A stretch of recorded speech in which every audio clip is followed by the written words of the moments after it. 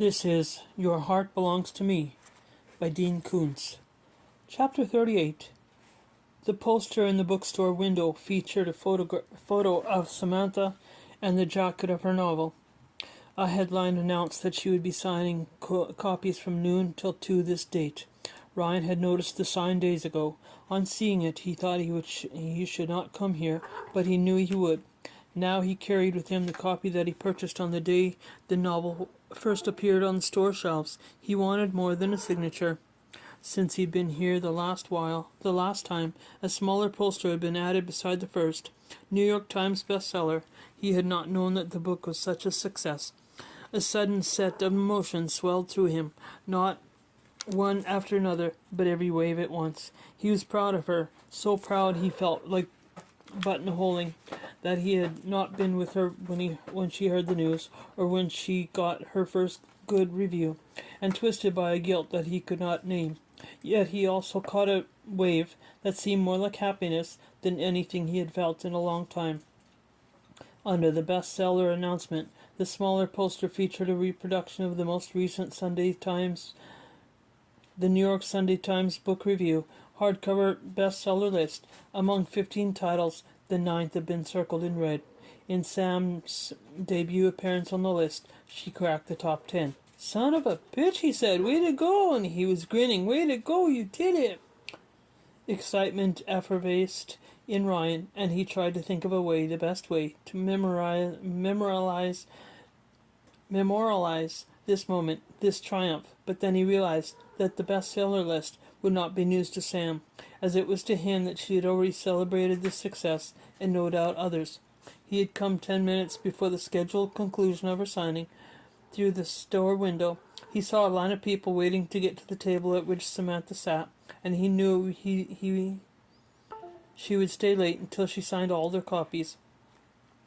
Even from the distance, the sight of Sam proved that his new heart possessed all the capacity of the old one.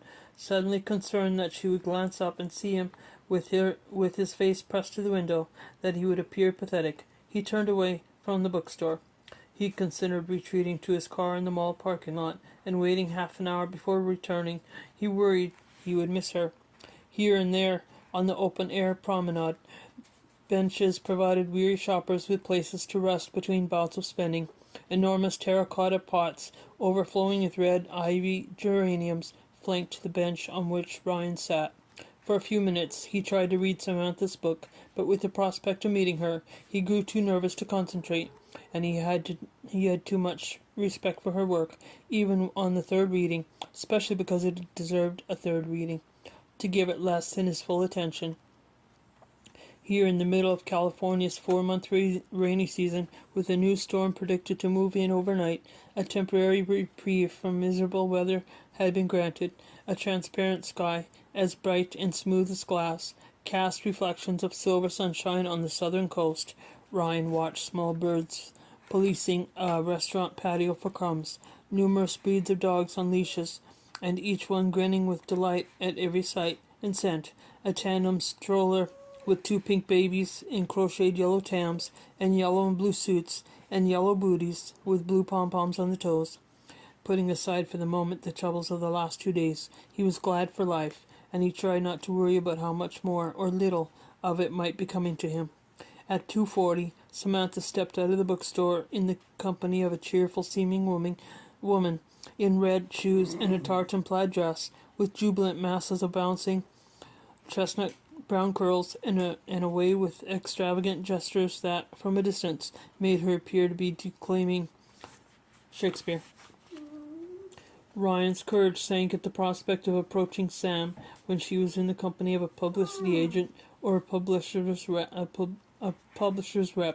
But evidently the gesticulating woman was the bookstore manager, or at least a clerk, for after shaking Sam's hand, clapping her twice on the shoulder, and seeming to remember for a moment to whirl a lasso above her head, she went back inside. Not yet having seen Ryan, Sam walked into his direction, digging in her purse for something, perhaps car keys. She wore an exquisitely tailored black pantsuit and white blouse with black piping.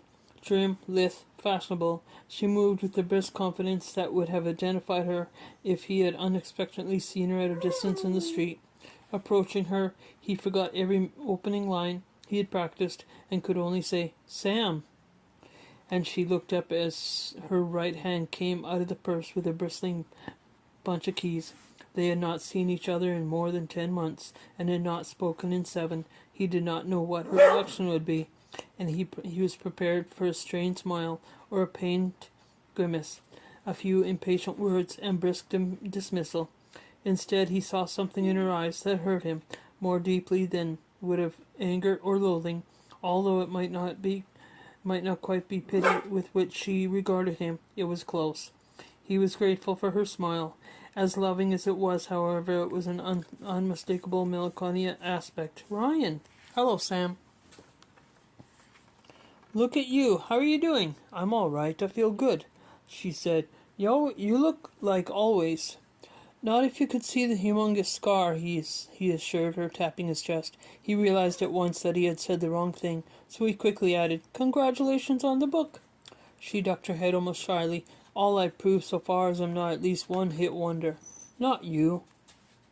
You got the right stuff, Sam. You're working on a second, aren't you?" "Sure, yeah," she shrugged, "but you never know." "Hey, number 9 on the list? You learned it rises to 7 next week." "That's wonderful. You'll go to the top." She shook her head. "John Grisham doesn't have anything to worry about." Holding up the copy he had brought with him, he said, "I've read it twice. I'm reading it again. I knew it would be good, Samantha, but I didn't expect it to be such." As he reached for words of praise, he discovered not searching lingo would be adequate to express his admiration. Such a fulling, macking behemoth, pure rolling thunder. The melancholy inner smile remained in her soft laugh. "We'll have to quote that on the paperback." Although he yearned to put his arms around her, he restrained himself, unwilling to risk that she would stiffen in the embrace or shrink from him, trying for a smaller grace, indicating the bench flanked by ivy geraniums. He said, "Could we sit for a few minutes? I'd like to talk to you about it." He expected her to plead an intimate appointment, but she said, "Sure, the sun is so nice." On the bench, they sat angled toward each other, and rifling the pages of the novel, he said, "You never showed me this is in progress, so I never could have anticipated. I never share what I'm writing while I'm writing. Not with anyone. I wish I could. It's a lonely progress. I've been thinking about subtext. Never think about it too much. The magic goes. This book is philo pastry," he said. "You think so?" "Totally. Implicit meanings. I'll never see them all. Feelings them enough. Forget the philo. It's a flaky analogy anyway." He said, "It's more like the sea. Thermal strata that descend forever. Schooling sunfish in this one. And under the sunfish are clouds of the luminescent plankton under the plankton krill. And on and on. Light playing down through the layers, but shadows rising. And down there somewhere there's something of you, a mysterious other you. I mean, another side of you. A quality I never recognized." She did not at once respond, and he thought that somehow he had offered her, or it sounded so jejune that she was embarrassed for him. But then she said, "What quality?" "I don't know. I can't get my mind around it yet, but I feel this feeling that when I do, when I understand this part of you, I'll know why you couldn't accept my proposal." She regarded him with such tenderness that he could hardly bear the weight of it. "Sam," he pressed, "is what I feel possible? Is there something in this book that will tell me what it was I didn't have, what you needed most?" "I suppose there could be. There is. Though I didn't write it to enlighten you." "I understand. But invitedly, I'm in it. All of me. Down there under the luminescent plankton." The melancholy of her smile was a deeper sorrow than before. He glanced around, wondering if passerby would alert to the small jam on the beach. Sam was already something of a literary celebrity, and he did not want to discomfort her by making any kind of scene. The shoppers hurried past unaware, self-amused. Children giggled. Young couples hand in hand drifted by in mutual infatuation, and only an Irish setter on a leash looked alertly at Ryan and Sam as though catching the scent of distress, but it was pulled along by a man in khaki shorts and Birkenstocks. "Sam, you know I wish you'd still tell me what what it was I didn't have. During all the time we were together, I tried to tell you, he frowned. Was that dense? With the gentlest regret, she said, it's not a thing you discuss like halitosis or table manners, Ryan. It's not a thing you can acquire overnight, just because you know I need it, and the worst would be to fake it because you think it's wanted. So how was I supposed to know what it was, what you needed? By subtext. Yes, by subtext. The implicit meaning of how I lived my life, what I felt, what mattered to me. Sam, I'm lost. Revealing a pain in which her melancholy had only hinted, she said, Sweetie, I know you are. I know, and it breaks my heart. He risked reaching out to her, and she shook his hand, from which his gratitude was too great to be expressed. Sam, if I read the book enough to get it, to understand what you needed that I didn't have, and if I can be that for you, whatever it is, can we try again? She gripped his hand tightly as though she wanted to hold fast to him forever. Nevertheless, she said, It's too late, Ryan. I wish it weren't, but it is. Is there someone else? No, there hasn't been. Not a single date this whole year, and I've been fine alone. I didn't want anything else. Maybe one day there'll be somebody. I don't know. But you loved me. I know you did. You can't just stop loving someone from day one to the next. I never stopped, she said. Those 3 words with such potential to exhilarate him, instead disheartened because her voice conveyed them with a quiet yet intense grief and anguish with which wives spoke of their recently deceased husbands, for whom their love would be henceforth be unacquired. I love you, she said, but I can't be in love with you. Frustrated, he said, You're parsing words. I'm not, that's a difference. Not enough to matter. Everything matters, Ryan, everything. Please tell me what I've done. She looked stricken. No. Oh God, no. Her reaction seemed out of proportion to his question, which after all was just another way of asking what she needed that he had not recognized.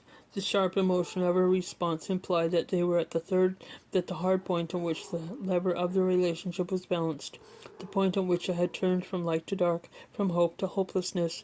Designing software, running a business, you learn to recognize lever point moments, to bear down on them, and by bearing down to lift the whole enterprise over an impediment and swing it toward success. Please tell me, Ryan pressed. Tell me what I've done. Her hand tightened on his so fiercely that her grip hurt him, and her fingernails gouged almost to the point of drawing blood. Love you, and yet talk about it, face to face, impossible. But if you love me, you want to get past this as much as I do. There is no getting past it. We will get past it, he insisted. I don't want to destroy everything. Destroy what? What's left we don't try? The year we had together, when so much was right, that can't be destroyed, Sam. Oh yes it can, by talking about this. But if we just... And nothing to be gained now, nothing to be set right by words, nothing to be prevented. She stopped him before his inhalation escaped him, as another breath of pleading words. No, let me keep loving you, and let me remember this time when I was in love with you. Let me have that forever. Because Ryan was so abashed at the purity of her passion, at the realization that she had loved him more entirely than he had perhaps had the capacity to understand, and because still he did not know what need he had failed to fill, what mistake he had made, he could reply with only 2 words. Once more she stopped him before he could speak. Don't say you're lost. Don't say it again. Her eyes were luscious with grief, and her voice tremulous. It's true. I accept it's true, and that's why I can't bear to hear it again. I just can't, Winky.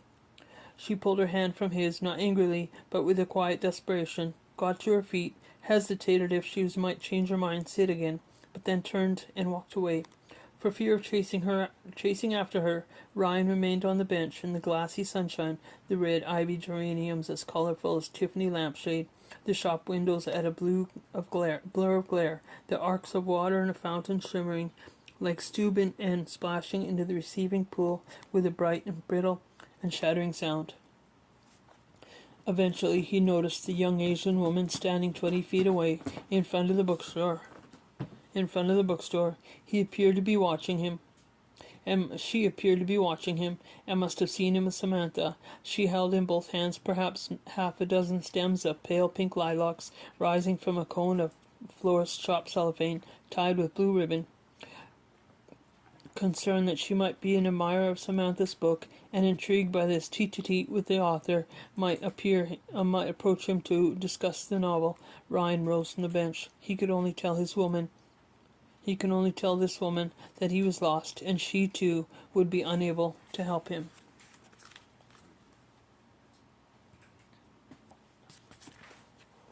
Chapter 39. The winters of the past decade had been among the chilliest on record for California, though temperatures that made a local reach for a sweater might seem like a picnic weather to anyone in Maine or Michigan. With 2 hours at unseasonably balmy daylight remaining, Saturday crowds strolled the sprawling open-air mall, more to bask in the sun and people to watch than to shop. At one time, these multitudes would have energized Ryan, and he would have found the scene engaging. Now they made him edgy. Recuperation from transplant surgery had required a period of calm and quiet.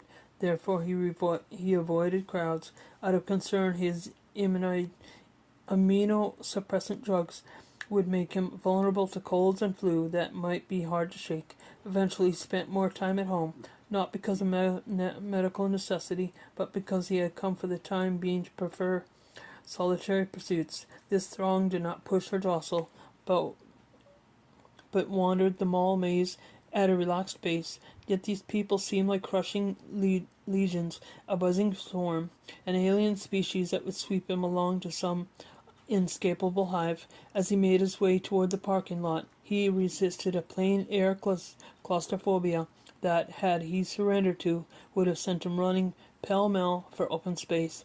Crammed with vehicles, the enormous parking lot was largely still and quiet by this tail end of the afternoon. Most people who intended to come to the mall had already arrived, and with 2 hours of window shopping weather remaining, few were ready to go home. As he found the row in which he had parked, as he walked toward the farther end where he had left his deuce coupe, Ryan dwelt on the look on Samantha's eyes. He thought she pitied him, but now in his misery he suspected there had been something even worse than pity. Piteous pain felt at seeing the distress of others, joined with a desire to help, but Samantha could not help him. She made it clear that she could not. What he had seen in her eyes seemed more like commiseration, which might be as tender as pity, but was a compassion for the hopeless, for those who could not be reached or relieved. The sun oppressed him, the glare of windshields, the heat rising from parked cars, the scent of tar wafting up from a hot blacktop, and he wanted to be home in the cool of the solarium. "Hello," said a voice behind him. "Hello, hello." He turned to discover the Asian woman with a bouquet of pale pink lilies. She was in her 20s. Petite, strikingly pretty, with long gloss black hair, not fully Asian but Eurasian, with celadon eyes. "You know her? You know the author?" she said, her English without accent. If he was too short with her, his rudeness would reflect on Sam, so he said, "Yes, I know her. Used to know her. She's a very good writer. So talented." "Yes, she certainly is. I wish I had her talent. So compassionate," the woman said, stepping closer with her glance indicating the book she carried. "I'm sorry," Ryan said, "but I'm afraid I have to be somewhere. I'm late." "A remarkable book. Full of such insights." "Yes, it is, but I'm late." Holding the lilies with both hands, she thrust them toward him. "Here, I can see the sorrow between you and her. You need these more than I do." Startled, he said, "Oh no, I can't take them." "Please do, you must," she said, pushing them against his chest with such insistence that one heavy bloom broke off its stem and fell to the blacktop.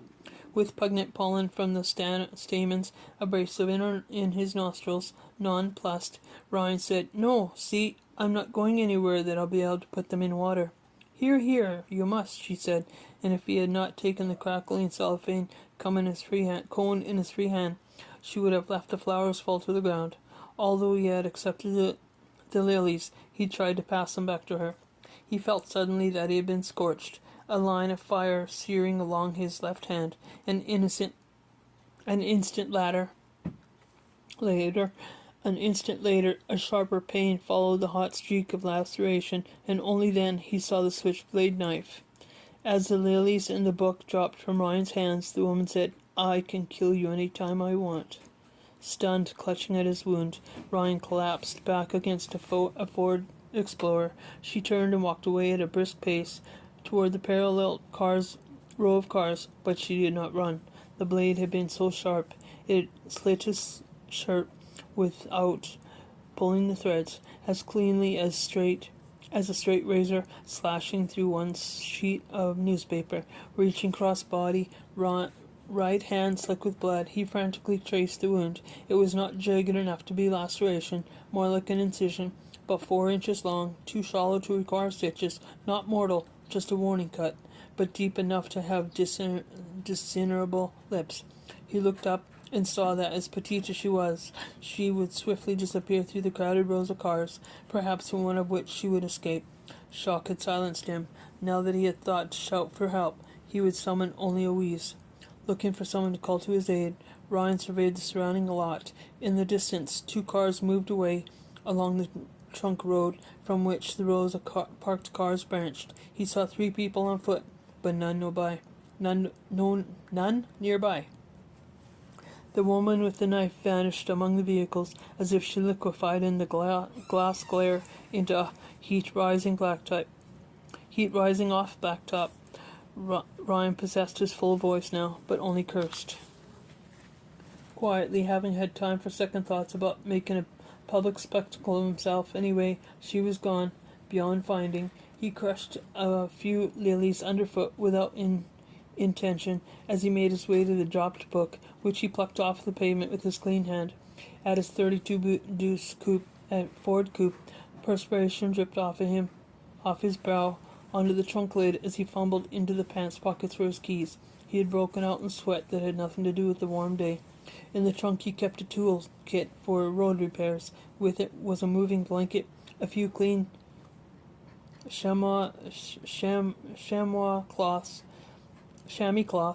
a roll of paper towels, and a bottle of water, among other items. He stuffed a chamois through the tear in his shirt and pressed it to the wound, clutching his arm to his side to hold the cloth in place. After he washed his bloody hand with bottled water, he half opened it and folded moving blanket and draped it over the driver's seat. A Chevy Tahoe cruised along the parking lane, but Ryan didn't hail the driver. He wanted only to get out of there and home. He heard her voice in memory. "I can kill you any time I want." Having been excited by the drawing of the blood, maybe she would have decided she needed to come back and kill him now. The Ford's single overhead cam 427, built solely for racing, had enough torque to rock the car as it idled. Behind the engine was a Ford C6 transmission with 2500 RPM stall converter. Leaving the parking lot, Ryan was tempted to take the streets as if they were the race lanes of a Grand Prix, but he stayed at the posted speed limits, loath to be pulled over by the police. The car was not a classic, but a hot rod, totally custom, and Ryan had hands-free phone technology aboard. His cell rang, and even in his current state of mind, he automatically accepted the call. "Hello?" The woman who had slashed him said, "How's the pain? What do you want? Do you never listen? What do you want? How can I make it any clearer? Who are you?" "I'm the voice of the lilies." Angrily I said, "Make sense. They toil not, neither do they spin." I said, "Sense, not nonsense. Is Lee there? Is Kay? The Tings?" She laughed softly. "Do you think this is about them? You know them, huh? Yeah, you know them. I know everything about you. Who you fire and who you use. I gave them 2-year severance. I treated them well. Do you think this has to do with the Tings because my eyes are slanted like theirs? Has nothing to do with them. Then tell me what this is about." "You know what it's about. You know." "If I knew, you wouldn't have gotten close enough to cut me." A red traffic light forced him to stop. The car rocked, and under the blood-soaked chamois, the stinging incision pulsed in time with the idling engine. "Are you really so stupid?" she asked. "I have a right to know." "You have a right to die," she said. He thought at once of the Spencer August in Las Vegas and the collection of preserved cadavers, but he had never found a connection between Dr. Death and anything that happened 16 months previous. "I'm not stupid," he said. "I know you want something. Everyone wants something. I have money, a lot of it. I can give you anything you want." "If not stupid," she said, "then grotesquely ignorant. At best, grotesquely ignorant." "Tell me what you want," he insisted. "Your heart belongs to me. I want it back." The irrationality of her demand left Ryan unable to respond. Your heart belongs to me, the woman repeated, and she began to cry. As he listened to her weeping, Ryan suspected that reason would not save him from her, that she was insane and driven by an obsession that could never understand. Your heart belongs to me. All right, he replied softly, wanting to calm her. To me, to me. It is my heart, my previous heart, and I want it back. My precious heart, and I want it back. She hung up.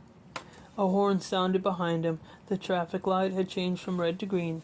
Instead of pressing on, Ryan pulled to the side of the road and put the car in park. Using the 69 function, he tried to ring back the weeping woman. Eventually, the attempted call brought only a recorded phone company message requesting that he either hang up or key in a number. When he had a break in traffic, Ryan drove back into the street. The sky was high and clear, an inverted empty bowl, but the forecast called for rain late Sunday morning, continuing until at least Monday afternoon. When the bowl was full and spilling, she would come. In the dark and rain, hooded, she would come, and like a ghost, she would not be kept out by locks. Oh, pages are sticking again. Okay, 40. Last chapter of the video.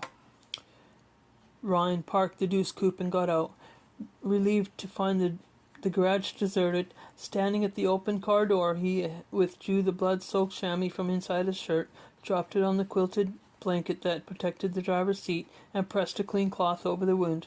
Quickly, he folded the bloody chamois into a blanket and held the blanket under his left arm against his side and went into the house. He rode the elevator to the top floor and reached the refuge of the master suite without encountering anyone. He put the blanket aside, intending to bag it later and throw it in the trash. In the bathroom, he washed the wound with alcohol. Subsequently, he applied iodine. He almost relished the stinging. The pain cleared his head. Because the cut was shallow, a thick styptic cream stopped the bleeding. After a while, he gently wiped the excess cream away and spread on Neosporin. The rote task of dressing the wound both focused him on the peril and freed his mind to think through what must happen next. To the Neosporin he stuck thin gauze pads. Once he had applied adhesive tape at right angles to the incision to help keep the lips of it together. He ran longer strips parallel to the wound to secure the shorter lengths of tape. The pain had diminished to a faint throbbing. He changed into soft black jeans and a black sweatshirt with a spread collar. The master retreat bar included a little wine storage. He opened a 10-year-old bottle of Opus 1 and filled a Riedel glass almost to the brim. Employing the intercom, he informed Mrs. Amory that he would turn down the bed himself this evening and that he would take dinner in the master suite. He wanted steak, and he asked that the food service cart be left on the penthouse landing at 7 o'clock. At 5:15, he called his best number for Dr. Dougal Hub in Beverly Hills.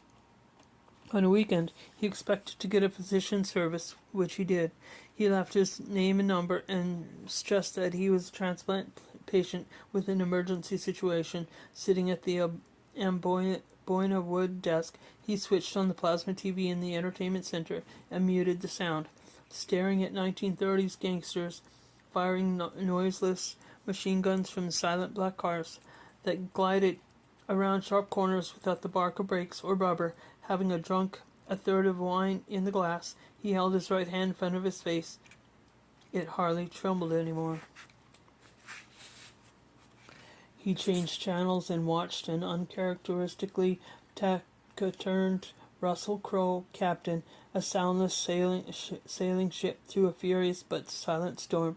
11 minutes after Ryan had spoken to the physician service, Dr. Hall returned his call. "I'm sorry if I alarmed you, doctor. There is no physical crisis, but it is no less important that you help me with something." As concerned as ever with an indication of ill temper, Hobbs said, "I'm always on call, Ryan. Never hesitate if you need me. As I warned you, no matter how well the recovery goes, emotional problems can develop suddenly. I wish it were that simple. The phone numbers of the therapists I gave you a year ago were still current, but if you misplaced them, This isn't an emotional problem, Doctor. This is... I don't know what to call it. Then explain it to me. I'd rather not right now, but here's the thing. I've got to know who is the donor of my heart. But you do know, Ryan, a school teacher who suffered massive head injury in an accident. Yeah, I know that much. She was 26, could be 27 now, going on 28, but I need a good photograph of her. For a beat, Hob was as silent as Russell Crowe's ship when it plowed through hushed seas so terrible that sailors were lashed to their duty stations to avoid being washed overboard. Then the surgeon said, Ryan, the best man on that list of therapists is Sydney. No therapist, Dr. Hob. A photo. But really, a photo and a name, Dr. Hob, please. This is so important.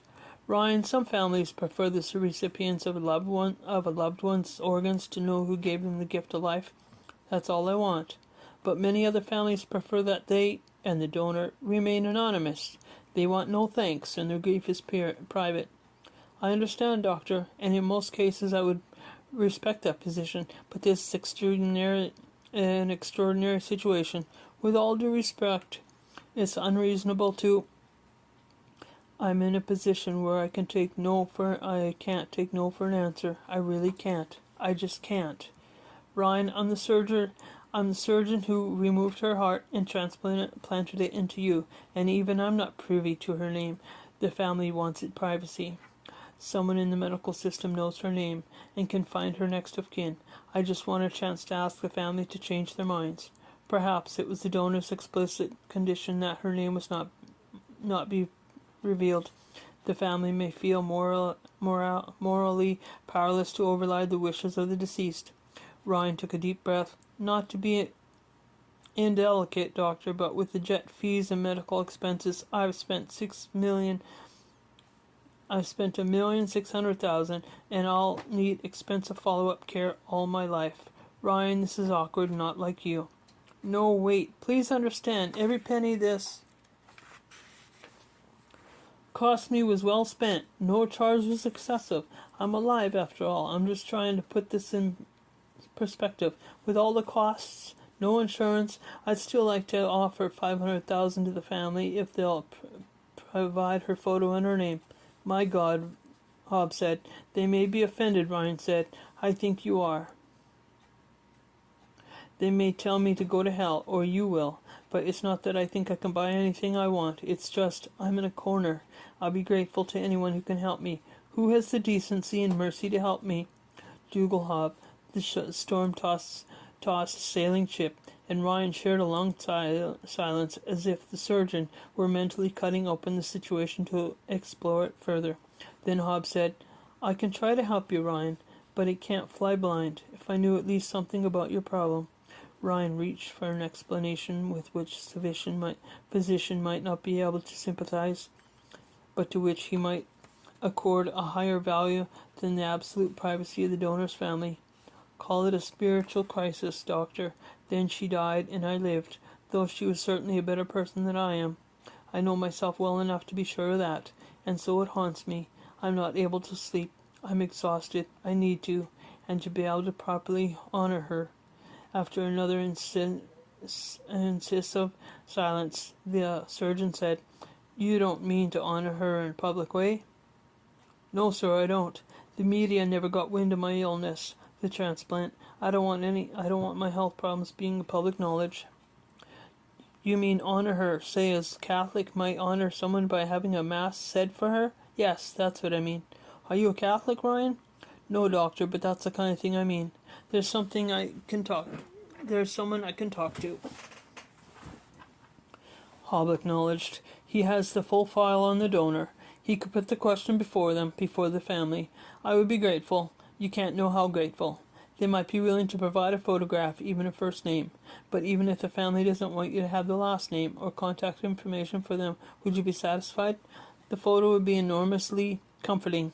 Anything they can do for me, I'd be grateful for anything. This is highly unusual, Hob said, but I must admit it's happened before, and we resolved it that time. It all depends on the family. The woman with the lilies wanted to torment Ryan, to carve her nerves to ribbons before she put a sharp blade through his heart. Before further violence, she would most likely give him at least a day to consider the shallow incision in his side, to anticipate his next wound. Night and rain were her allies. 24 hours from now, she would have the collaboration of both. One more thing, Doctor. The photo and whatever else the family will share. I need it as soon as possible. 12 hours or sooner would be ideal. If Dougalhob wept his scalpel on those words, he decided not to cut with it. After a silence, he said only spiritual crises often